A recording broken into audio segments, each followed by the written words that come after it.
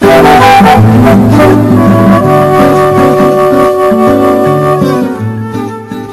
nga ba ang paraan ng pagbibigay ng pansin, ng pagsamba sa ating Diyos?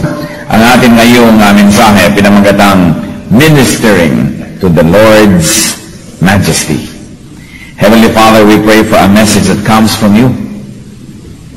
Turuan niyo nga po kami, Panginoon, na sa sandaling ito, maging mapayapa, matahimik, at marinig namin ang mensahe sa inyo.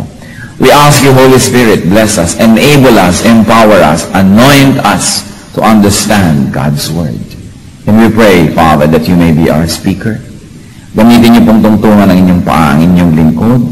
Kayo po ang maging tagapagsalita. Maitaas namin ang inyong pangalan at ang katotohanan niyo makapagpalaya sa aming lahat.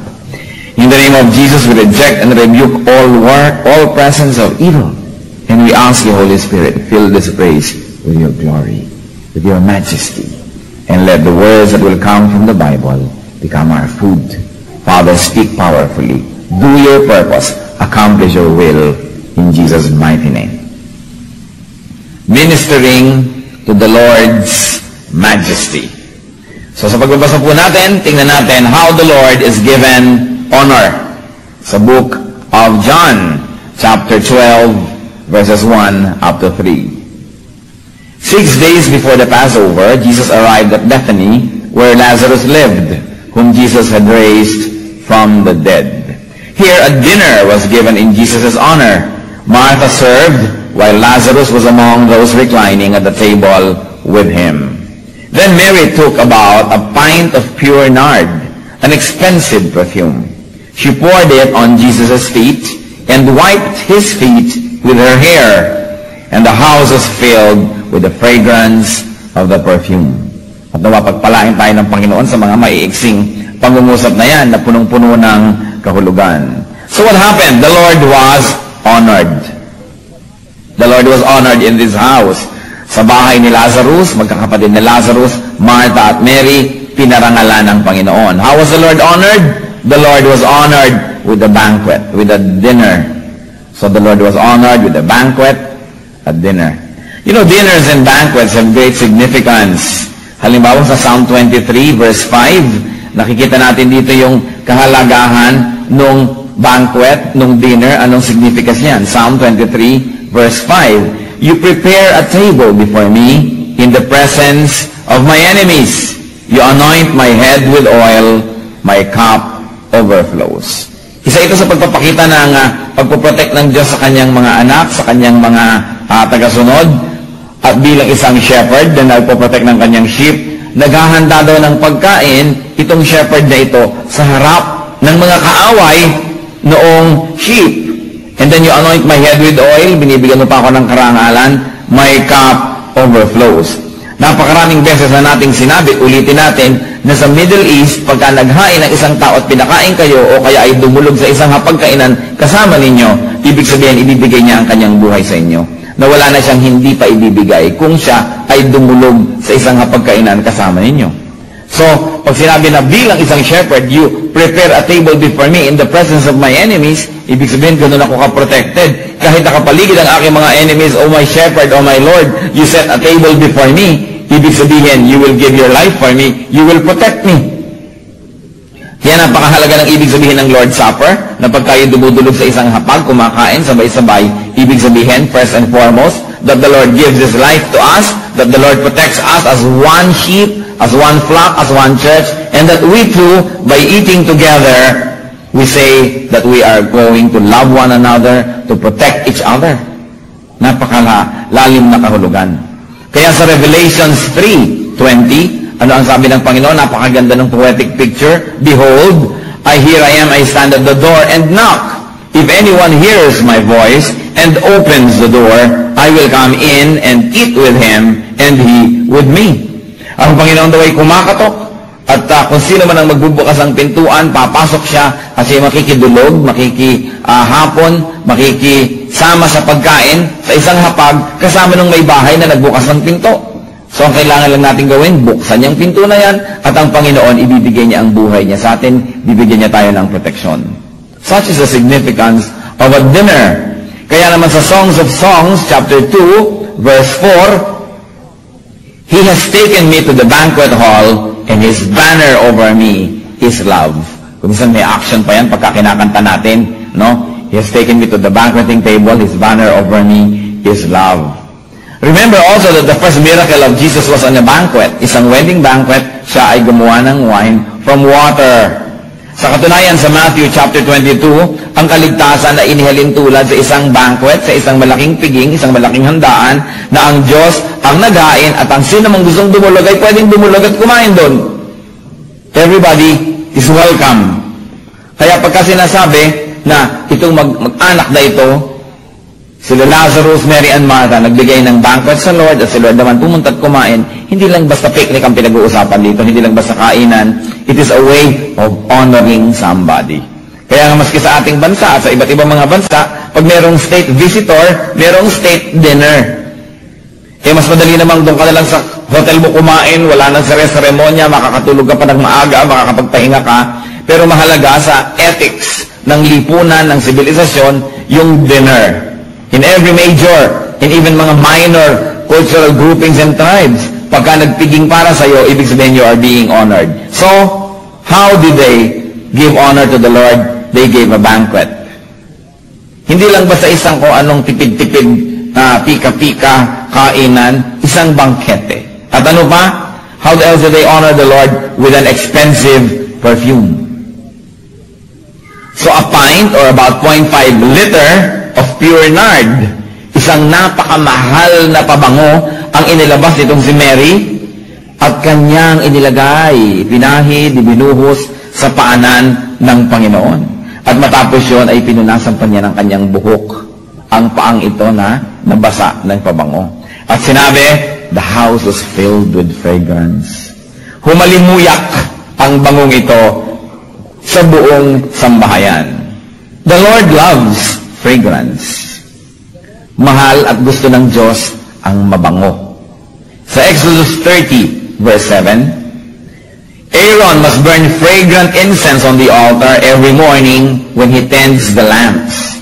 So, isa sa mga trabaho ng mga priest ay magpausok ng mga mababangong mga insenso. No? Isa yon sa ginagawa araw-araw. Psalm 45, verse 8. Ano pa ang sinasabi dito tungkol sa halimuyak? Referring to the Lord, all your robes are fragrant with myrrh and aloes and cassia. From palaces adorned with ivory, the music of the strings make you glad. So, ganun ang Panginoon. Gusto niya yung may musika, gusto niya yung maganda, gusto niya yung mabango.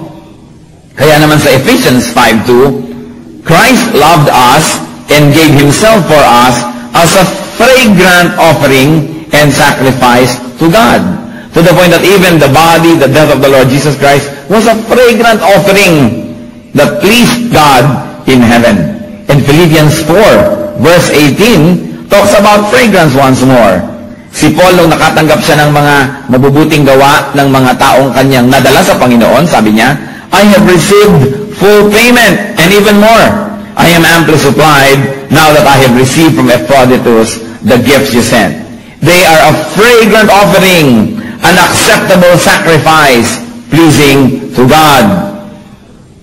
So ang Diyos, mahilig sa mabango. Mababango ba tayo ngayon? Kailangan fragrant. Ayaw ni Lord ng hindi mabango. Kaya yung mga buhay na mga hindi mabango, nilalayuan niya ng Diyos. Hindi lang physical bango, yung spiritual bango. Subukan ninyo na spiritually mabaho ang ating buhay, lumalayo ang blessing, lumalayo ang kapayapaan, ang katahimikan, lumalayo ang mga pagpapala, kasi ang Diyos malapit sa mabango.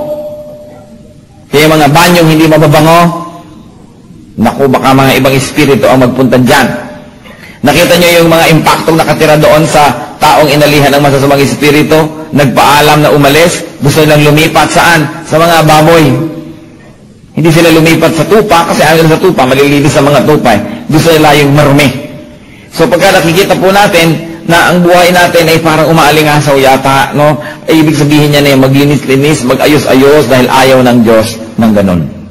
So the Lord was given a fragrant offering. How else was the Lord honored? With dedicated attention. Pinansin, inestima, binigyan ng panahon. Lazarus, the head of the household, kasi siguro uli lang itong magkakapatid na ito, reclined with the Lord on the table. So yung mga table po para mga dulang, yung mga mabababa, yung kasing taas lang ng tuhod natin. Kaya naman sila yung mga nakaupo, nakalupagi sa sahig, may mga carpet dyan, may mga unan, ganun silang kumain. So, Lazarus reclined on the table with the Lord. You know that the Lord loves yung mabango, di ba? Pinag-usapan na natin ito. The Lord loves feasts. Napakaraming pista at handaan ang pinupuntahan ng Panginoon. Ang kauna-una ang himala, ginawa sa handaan, pati ang salvation ay hinihalin tulad sa isang handaan, pati ang kanyang proteksyon ay hinihalin tulad sa pagkain sa isang hapag. Kasi gusto ni Lord yung mga bagay na yan. Hindi naman siguro mahirap hanapin ko ano mga gusto ng Panginoon. Yung mga ganitong bagay. At isa pa, attention. Very personal attention. Kaya kung minsan yung mga iba, ano kaya nagsaserbo ko sa Lord? Bakit wala akong joy? Bakit ako ganito? Parang marami akong fear, marami akong mga negative sa buhay. Sasabihin iba, kasi you have a lot of time for the kingdom, but you have no time for the King. Lingkod ka na lang ng lingkod, tulong ka na lang ng tulong, pero wala ka naman devotions, wala kang personal prayer, wala kang time ng reflection, yung kayo lang ni Lord. Ang laging kasama mo, kapwa Christian, nag-accomplish kayo, ang bibilis yung gumawa, takbuhan kayo ng takbuhan, pero wala kang personal na oras para sa Diyos. Kaya may kulang. Mahalaga yung personal na oras, ipinakita na sa atin yan ni Lord. The Lord Jesus Christ lived not only to be human to save us, but also to show us how to live as humans. Katulad sa Mark 1, verse 35. Ano ba ang kanyang mga prayer habits? Very early in the morning, while it was still dark, Jesus got up, left the house, and went off to a solitary place where he prayed. Maagang-maaga pa lang, umalis na siya sa kanyang tinulugang lugar at napunta sa isang tahimik na lugar para manalangin. Si Lord pa yun, tayo pa kaya ang hindi lalong nangangailangan ng ganitong bagay. Kailangan meron tayong personal na oras sa Diyos. Meron tayong oras ng paglilingkod, meron tayong oras ng fellowship with other people, pero meron tayong oras na personal lamang. Kayo lang at ang Diyos, wala nang iba.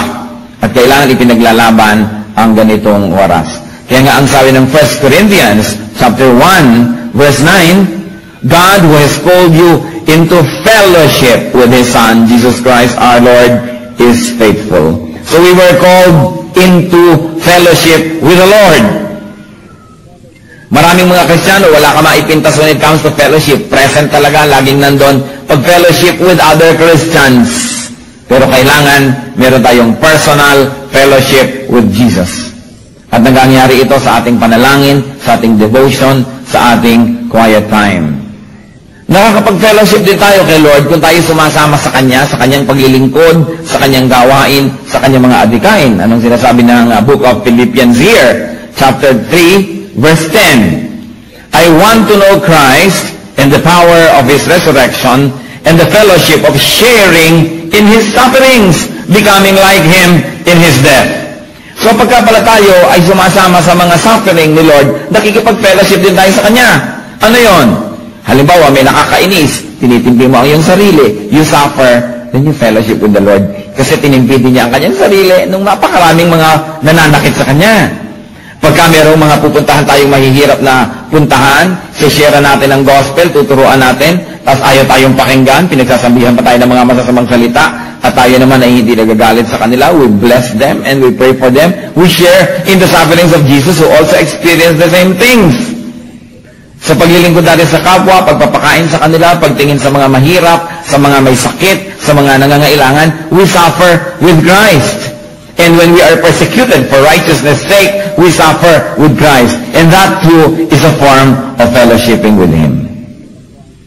Kaya maraming malalalim na kahulugan ang pakikipag-fellowship kay Lord. So the Lord was given honor with dinner, with perfume, and with lavish attention.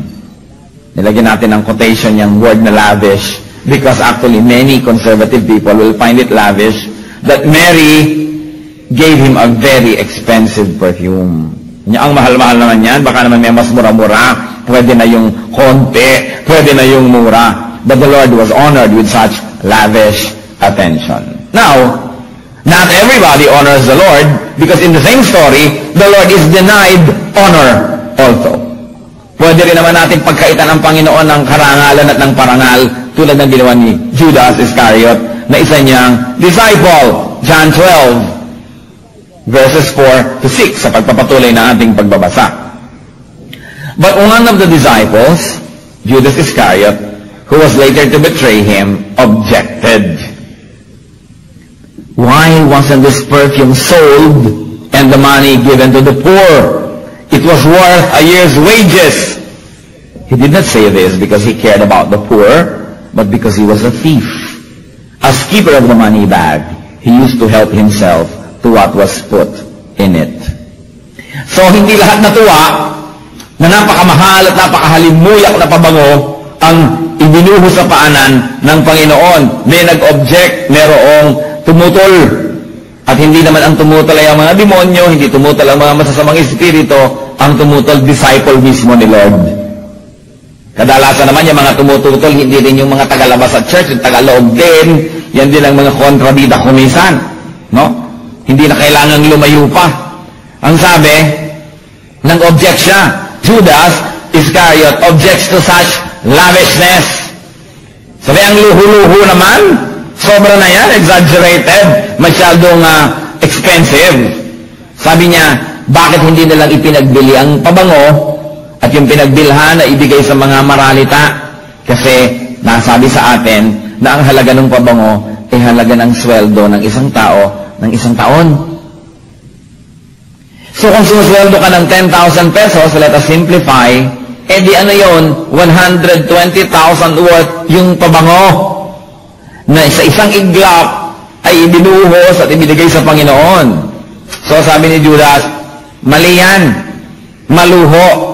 Kung yan ay ipinenta natin at ibinigay sa mahihirap, mas mabuti pa ang ganong bagay. So he objected. Now, Judas's objection roots from selfish motive. It roots from selfish agenda. Kasi gusto niyang makahupit. Gusto niya ng hupit. Kasi ano palang ginagawa niya? Siya pala ang treasurer. Kaya pagbahani nga namang naibenta. May namimigay kunwari sa mahihirap, yung parang siya yung debit, credit, kupit. Debit, credit, kupit. Ganun pala siya klaseng mag-accounting. No? Kaya katulad ng ibang accountants dyan. Kaya mga kamag-anak ni Judas. Kaya kailangan, tinitingnan natin, teka, sino ba kamag-anak ko? Siya sa istorya ko, parang si Judas yata. O si Mary ba?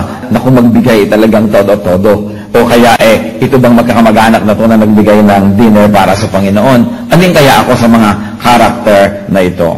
So Judas's objection is sugar-coated with what seems to be a valid concern. And what was the concern? Charity. Some Christians can be like Judas Iscariot. Kuripot sa pag-minister sa Lord. Kuripot in ministering to God. Puro na lang tipid. Puro na lang scale down. Puro na lang, let's be practical, let's be simple. Yung pala, poverty mentality na yung umiiral sa kanilang buhay. Sometimes you see this in churches. Tama na ang isang simpleng sound system kahit pupugak-pugak. Tama na ang isang gibagibang stage. Tama na ang tumutulong bubong. Tama na ang madilim at pagkabaho-bahong banyo para sa church. Tama na ang sayaw na hindi pinractice. Tama na ang tugtog na pupugak-pugak. Tama na yan. Kay Lord naman simple na lang. Ganun ba ang gusto ni Lord? Yun ang gusto ni Judas. Pero hindi yun ang gusto ni Lord. Kasi kadalasan sa ating pag-worship, ang ating dealing with God is devoid of godly sense of majesty, of pageantry and excellence, of expressiveness, generosity, and celebration. Puro na lang pasimple, pasimple, pasimple. Consistent ba yun sa glory, sa majesty ng Diyos? Exodus 15:11. Who among the gods is like you, O Lord? Who is like you, majestic in holiness, awesome in glory, working wonders? So kung awesome ang Diyos, majestic, He deserves the best. At dapat yung best ang ibinibigay natin, hindi yung kung ano-ano na lang. Psalm 8 verse 1, O Lord, our Lord, how majestic is your name in all the earth. You have set your glory above the heavens. At dahil majestic and glorious ang Diyos, kung may kakanta, dapat maganda. Hindi yung huwag niyo na hong pakinggan ang aking tinig. Intindihin niyo na lang po yung mensahe ng aking awit. Hindi, photocopy mo na lang yan. I-text mo na lang sa amin yung mensahe mo, no? At huwag ka nang kumanta, hindi pala maganda yung boss mo. Ngayon, iba naman yung nagwo-worship lang tayo corporately, kahit anong boses, syempre, pwede. Pero kung special number, kaya nga special number dahil special. So, hindi pwedeng kumakanta ka, nilalamon mo yung mga letra, of your majesty, Maraming mga kabataan pag nagsasalita parang may subong bato. Hindi mo na maintindihan sa pagpapakyot na hindi na masabi ang letra. No? Kailangan kumakanta ka, naiintindihan yung kanta mo. Hindi lang maganda yung tunog, naiintindihan yung letra. Hindi lang naiintindihan yung letra, maganda rin yung tunog. So kung may mga choir, sauluhin nyo ang inyong kanta. Kung may mga special number, ipe-prepare. Kung gumagawa ka ng physical building, kailangan malinis, kailangan presentable, kahit na hindi super mahal ang ginagamit mong mga gamit, but the best that you can give, within what best means to you, pagkatapos maayos, malinis, hindi yung nakakandiri. Because God loves fragrance and glory and majesty and pageantry. Kailan pa kaya natin kikilalanin ng Diyos na ganoon siya? Mabuti pa yung mga nasa kulto. Pag sila ang gumagawa ng mga piging, ng mga pista, ng mga celebration, talagang todo-todo. Pag ang mga Kristiyano, lagi na tipid. Siyempre, kung tinitipid mong Diyos, ayan tuloy, ang blessing dumadating din sa'yo. Kapra-kapraso, tipid-tipid. Kung ang Diyos ba'y natutuwa sa atin, imposible ba sa Kanya na paulanin ng grasya ang ating buhay? Hindi imposible sa Kanya. Pero kailangan muna katuwaan naman tayo. Kailangan maayos that we give Him the honor that He deserves. That within the best that we can do, yung best natin. So kung tayo yung mga kinakapos, ano ba yung best natin? Kung hanggang doon na lang, di hanggang doon, pero best pa rin. Kung hindi ka naman kinakapos, maluwag-luwag ka, di mas maganda-ganda, yung pa rin ang yung best. Napakahalaga na tanggalin sa Christianity yung culture of poverty. This poverty mentality, pwede na yan, simplihan na lang natin, okay na yan. Yung mga ganyang klaseng mentality dapat tinatanggal. So kung magpipreach, dapat the best, handa ka. Magtiteach ka, handa ka. Kahit anong ginagawa natin, the best gesture, because we have the best God.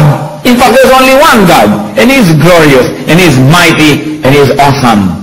Kailangan sa ating pagkilos, nakikita pa doon yung ating trato sa Kanya. Pero hindi. Meron pa mga Kristiyano, tulad ni Judas Iscariot, are critical of those who minister to God in majestic proportions. Pag nakakakita sila ng mga big gesture, mga majestic and awesome gestures of other people, kinikriticize pa nila, maluluho, wasteful, extravagant, ganyan pa ang mga tingin nila sa kanila. Ba't naman ang church natin? Ang dami-dami pang ilaw. Ba't naman ang sige, gusto mong madilim, pumunta kang kuweba. Di ba? Bakit naman ganito pa tayo? Bakit ganyan pa tayo? Ba't hindi na lang natin ipamigay sa mahihirap yan? Bakit naman inaayos pa natin? Bibili pa tayong mahal na sound system, bibili ng mga Biblia at ibigay sa mga walang Biblia. Sabi ni Lord, iba naman yung para doon sa mahihirap at iba yung para sa akin. Huwag yung pagpalitin. 1 Chronicles 16, 27 to 28. Splendor and majesty are before Him. Strength and joy in His dwelling place. Ascribe to the Lord, O families of nations. Ascribe to the Lord glory and strength. So kailangan the best ibinibigay natin yan. Now, the Lord honors the honor given Him. Binigyan siya ng honor, inonor ba niya yun? Binigyan siya ng parangal, tinanggap ba niya? John 12, verses 7 to 8. Di hinaharang-harang ni Judas yung nagbibigay ng pabango kay Lord. Sabi ni Lord, leave her alone. Jesus replied, it was intended that you should save this perfume for the day of my burial. You will always have the poor among you, but you will not always have me. Ito niya sabi ng Panginoon, sige, mahalin yung mahihirap, pero hindi yan nauubos. Lagi silang nandyan. So huwag niyong pagpalitin yung debosyon niya sa akin sa pag-ibig niyo sa mahihirap. Ibigin sila at ibigin, pero huwag ibigay sa kanila yung pang-akin. Akin yung akin, sa kanila yung kanila. Meron silang tamang panahon at tamang lugar sa inyong puso, at dapat meron din ako. Sabi, huwag pigilin. Laging may mahirap. Hindi yan nauubos. Sabi niya ganun. Pero ako, hindi naman ako laging narito. At dapat kong tanggapin ang dapat kong tanggapin. So the Lord stops Judas Iscariot from stopping Mary. Sabi niya, leave her alone. And the Lord explains the significance of the act. Also the significance of the material, they were actually for his burial. Nalalapit na ang kanyang kamatayan. And the Lord contextualized Judas' concern for the poor. So the poor will always be around, but I won't be. And the Lord graciously accepts the material, the act, and the intention. In-honor niya yun. Concern for the poor, concern for conservation, should not eclipse glorious and expressive worship. Iba yun. Huwag isinasali sa mga tinitipid. Matthew 22, verse 21. Then he said to them, give to Caesar what is Caesar's, and to God what is God's. Kung pwede tayong magpalit ng ibang words, give to the poor what is to the poor, and give to God what is God. Hindi kailangan magka-contest yun. Pwedeng ginagawa yun ang sabay. Parehong ginagawa. Na inaarugaan natin ang mga mahirap, mga maralita, pero hindi ibig sabihin na titipirin natin ang glorious worship natin kay Lord at ang expression ng ating paghanga, pagsamba sa Kanya. Pwedeng gawin yun ang sabay. Bakit? Kasi sa Diyos naman ang gagaling ang lahat ng pagpapala. Pwede niya rin ibigay lahat yun sabay-sabay kung siya ay nalulugod sa atin. Kaya ang number one muna natin gawin is to please God. And when God is pleased, He opens the floodgates of heaven and pours out blessings on all of us. Ano yon? Siksik, liglig, at umaapaw na blessing. Kaya magagawa mo lahat ng yung charity, magagawa mo pa yung glorious service mo, sabay-sabay. We minister to the poor, we minister to people, but do not forget that the number one duty of God's people is to worship God. We live to worship God. Secondary lang yung to serve others, although that too is very important. But number one, to worship God. To minister to God. Napaglilingkuran ba ang Diyos? Yes. We can make God happy. We can give delight and pleasure to the Lord through our worship. People minister to God through worship, through offerings, through glorification, through exaltation. Yung mga pageantry, mga feast, mga paghahanda. Kaya nga tayo nagpipista sa Panginoon tuwing May 1, pista para kay Kristo, pistang Kristiyano. Pinagpipista natin siya. Kung yung mga anak niya na gumagraduate sa board, pinagpipista ninyo. Kung yung mga birthday na kung sino ni wala man lang accomplishment, may handaan din, ano? Kung yung mga may natuwa tayo, may pinagpipista. May ikakasal na tao, ay pinagpipista. Dapat ipinagpipista ang Panginoon. Isang mahalagang tradisyon. Kaya lang iba nagkakaroon ng negative feeling tungkol sa pista kasi nga atas sa idolatry, atas sa kung saan-saan. Hindi alisin ang idols, alisin yung mga hindi Diyos, yung mga Diyos-Diyosan, at ipagpista ang tunay na Diyos. Hindi napakaganda. Sa Biblia nga, ang dami-daming pista. Ang Panginoon laging present sa mga pistahan. Hindi naman ibig sabihin yung wasteful. Pero yung pagdiriwang, the sense of generosity, the sense of feeding the poor, the sense of sharing good things with fellow men. This is what pleases God. Isaiah 42 verse 8. I am the Lord. That is my name. I will not give my glory to another or my praise to idols. So niya yung papuri para sa akin, ang paragal para sa akin ay para sa akin. Hindi kailangan itong tanggalin para ibigay sa iba. At hindi kailangan itong bawasan para maging mabuti sa mahihirap. Pwedeng sabay-sabay. Christians must be free of poverty mentality. We should be generous in our worship. Kaya pag nag-worship tayo, kumakanta, ikanta nyo na lang to. Huwag yung parang ipis na bubulong-bulong. Dahil maganda yung bigay na bigay, lalong-lalo pag nag-worship. Hindi naman yung aakyatin nyo na yung kisame at gugulong na kayo dyan, yung iba namang sobra ng bumigay, no? Nagiging scandalous na tuloy at abala sa iba, no? Pero yung hindi nakaka-offend sa iba, nabigay na expression. When we give our offerings, when we give our tithes, yung bigay na bigay, yung talagang dramatic. Hindi yung kapra-kapraso, kasi ang balik din niya, kapra-kapraso. Pag naglilingkod tayo sa Diyos, maglingkod na ng gusto. Kakanta kayo, pag-practicean nyo na yan, be properly attired. Magtuturo kayo, mag-aral, maghanda, give mga visual aids, mga kung ano-ano, mga teaching aids. In other words, give your best. Because the Lord has given His best. Yung kanyang buhay ang ibigay sa atin, so bakit kapra-kaprasong ibibigay natin sa Kanya? In other words, ano ang matututunan natin dito sa chapter na ito ng ating pag-aaral, mga kapatid? Honor God. Honor God. Yung alam nyo, masasabi nyo sa inyong konsensya, I have given my best.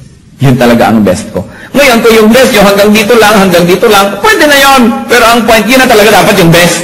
Hindi yung may ibibigay pa kayo, meron pang pwede, pero kinukontian nyo lang, tapos sasabihin nyo, pwede na yan. Huwag na lang yung best, saka na lang.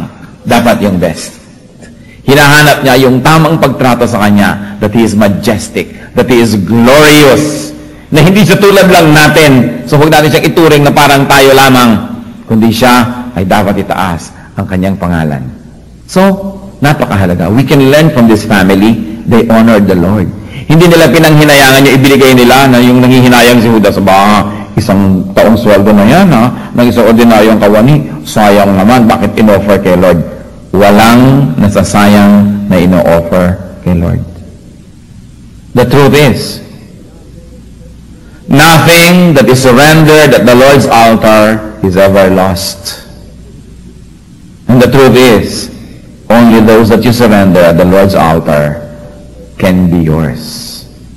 Katulad halimbawa ni Abraham, nung hiningi ng Panginoon ay alay niya ang kanyang anak na si Isaac dun sa altar. Inilagay niya ang kanyang anak doon at handa siya na ibigay sa Diyos ang kanyang anak. At dahil ibinigay niya, nanatiling kanya. Nung napatunayan na niya sa kanyang sarili at ng Diyos, na oo nga, ibibigay pala. Hindi naman kinuha ng Diyos. Ibinalik. Pinigil ang kanyang kamay para i-offer yung anak na yon. At sinabi, ayun merong tupa doon na yung kanyang sungay, yun na trap at napaipit sa maraming tinik. Yun ang i-offer. Ano kaya ang mangyayari kung si Abraham sinabi ni Lord, i-offer mo sa akin na anak mong si Isaac? Iba na lang ho. Yung asawa ko na lang si Sarah, gusto niyo? Diba? O yung iba na lang, baka pwede, huwag na lang ho ito, sige na, balato na. Alam niyo, yung ipagkakait niyo sa Diyos, yun ang mawawala. Kasi, sabi ni Lord, I will allow no one to take my honor, I will not give my honor to anybody. Dapat number 1 ako sa iyong buhay, tapos naglalagay ka ng ibang number 1, aalisin ko yan. Hindi pwedeng may iba. Kaya yung mga gusto ninyong makip, yung gusto ninyong ma-maintain sa buhay, mga kapatid, huwag niyong gawing number 1. Huwag niyong gawing kakumpetensya ng Diyos kasi baka kunin. Baka mawala. Because the Lord will tolerate no rival. Kaya nga nag-iisip-isip ako, siguro kaya hiningi ni Lord kay Abraham itong anak niyang si Isaac. Baka dumating sa point itong si Abraham na sobrang nahumaling dun sa anak, sa tagal ba namang naghintay magkaanak, na baka napapalitan na yung pwesto ng Diyos na number 1 sa kanyang buhay.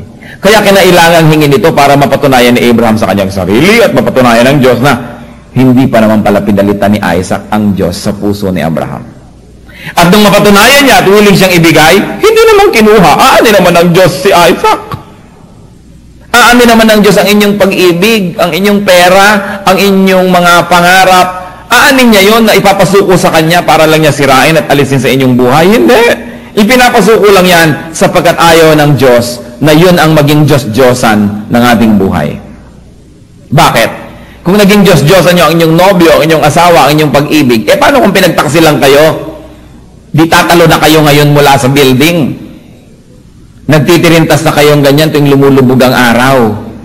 Malayo ang tingin, walang tinatanaw.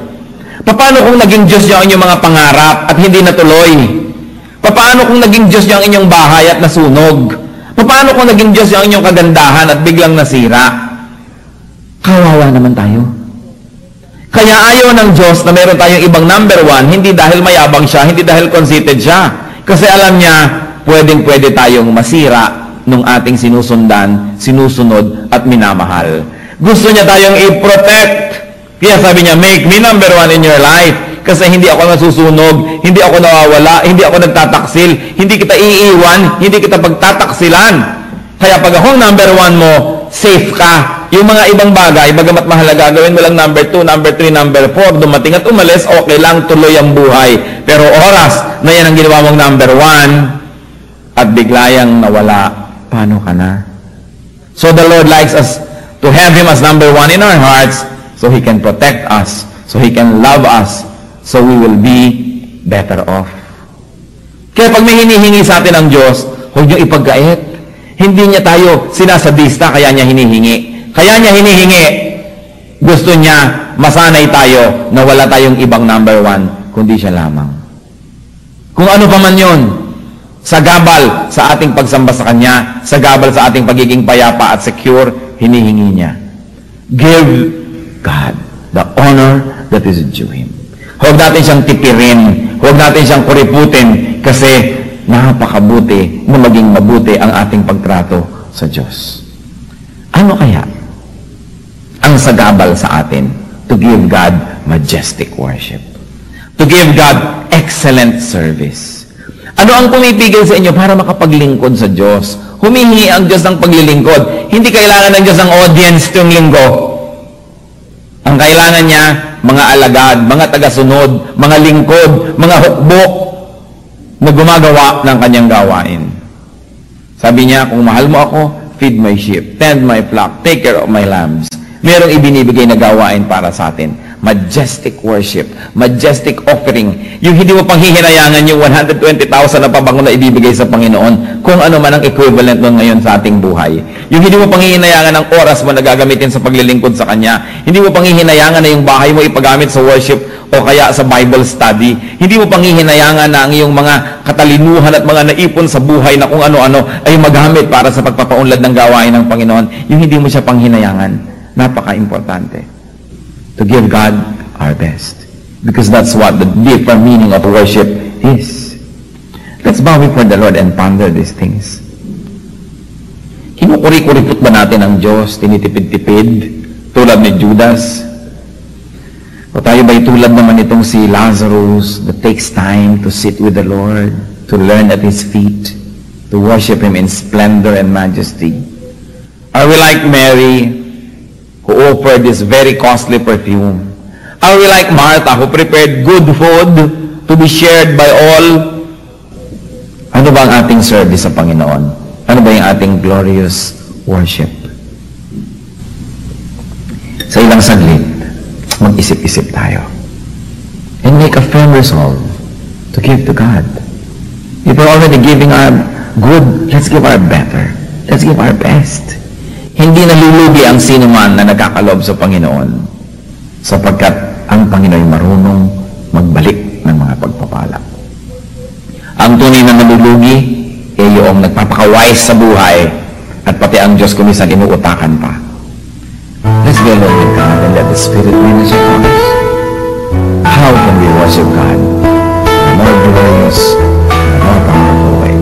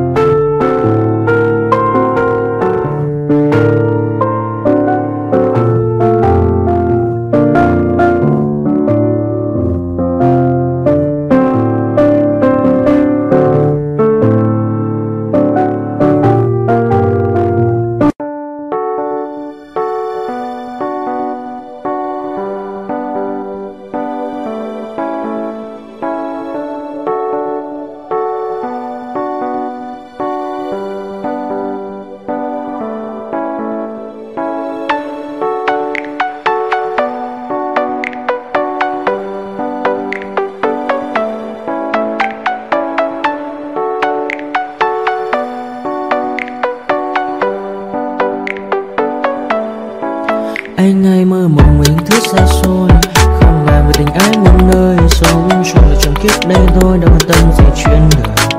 Thế mà lại nằm tương tư ông tầm 30 xa tơ, đêm nằm trộm nhớ mơ mơ về ai.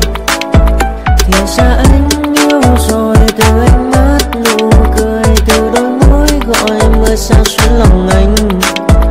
Kể ra mấy em rồi, ngày hay đêm mong lời, chỉ nghĩ đến em thôi, đó là do anh đã yêu rồi, anh đã yêu rồi, anh đã yêu rồi. Anh đã yêu rồi, anh đã yêu rồi, anh đã yêu em mất rồi.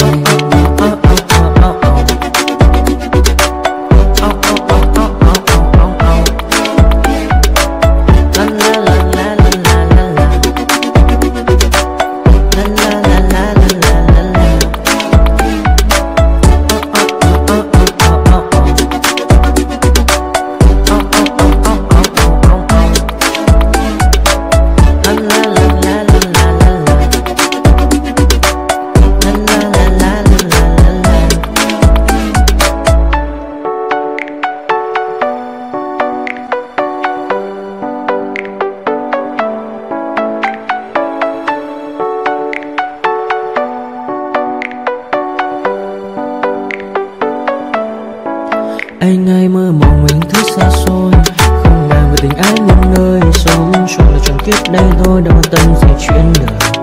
Thế mà lại nằm tương tư ông tầm 30 xa tơ,